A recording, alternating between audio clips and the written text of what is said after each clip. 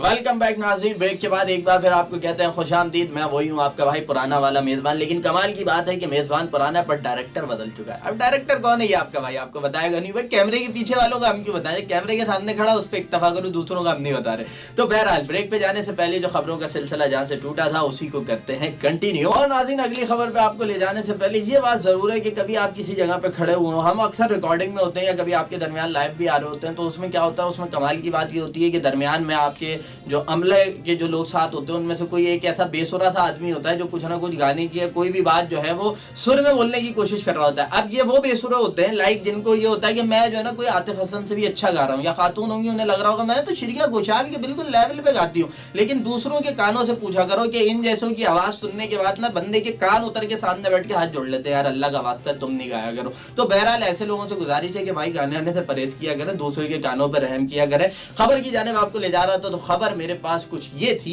कि जनाब, क्योंकि बहुत सारी बातें हो गई ना, खान साहब भी आ गए और दीगर हमने खबरें भी आपसे शेयर की, तो अब मैं आपको बताने जा रहा हूँ एक बहुत कमाल की खबर। और वो ये है कि फारूक सत्तार साहब, जी हाँ, मुत्तहिदा कौमी मूवमेंट के रहनुमा,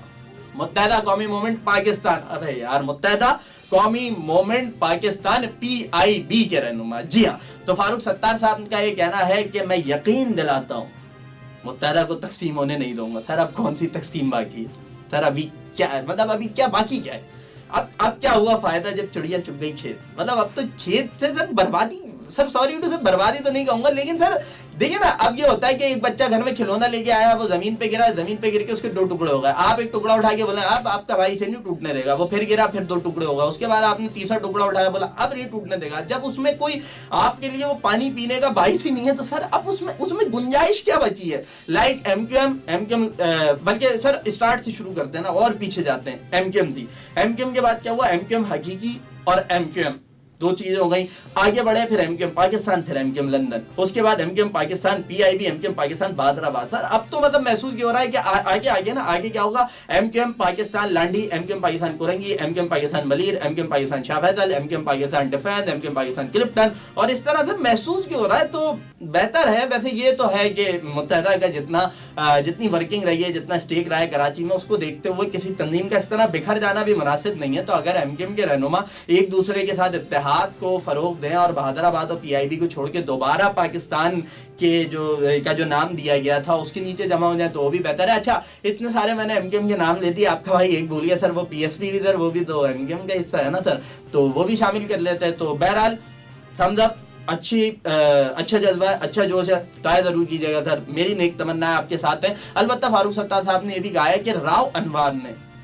ये खबर नाज़रीन बहुत आम है, क्योंकि फारूक सत्तार साहब का ये कहना है कि राव अनवार ने जो महाजरों की नस्लकुशी की उसका लाइसेंस आसिफ जरदारी ने दिया। सर इस पे तो कोई बात नहीं करूंगा, लेकिन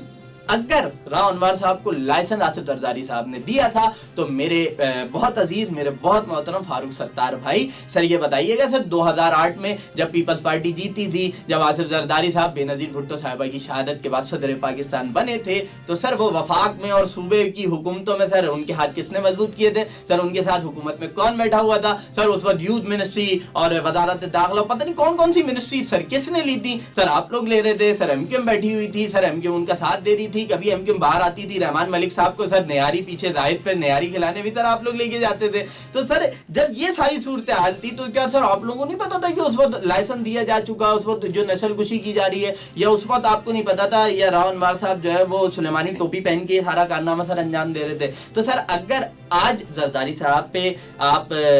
जिसे कहना चाहिए इल्जाम धर रहे हैं, तो सर उसका थोड़ी सी वजाहत खुद भी दे देंगे तो महाजिर जो रहने वाले हैं, कराची में बसने वाले हैं, उनके दिलों को थोड़ा सा इत्मीनान और तसल्ली आपकी जानिब से हो जाएगी। सर आपकी मतलब आप वजाहत दे देंगे ना तो आपकी क्लियरेंस आ जाएगी, आप क्लियर हो जाएंगे। अदरवाइज सर सवाल तो आप पे भी उठ सकते हैं ना। बहरहाल नाज़रीन, सवालात का तो नहीं, अलबत्ता तजज़ियों का और खबरों का सिलसिला है जारी, मगर प्रोग्राम में वक्त हो चुका है एक बार फिर एक छोटे से ब्रेक का, तो ब्रेक लेंगे और ब्रेक के बाद दोबारा हाजिर होंगे।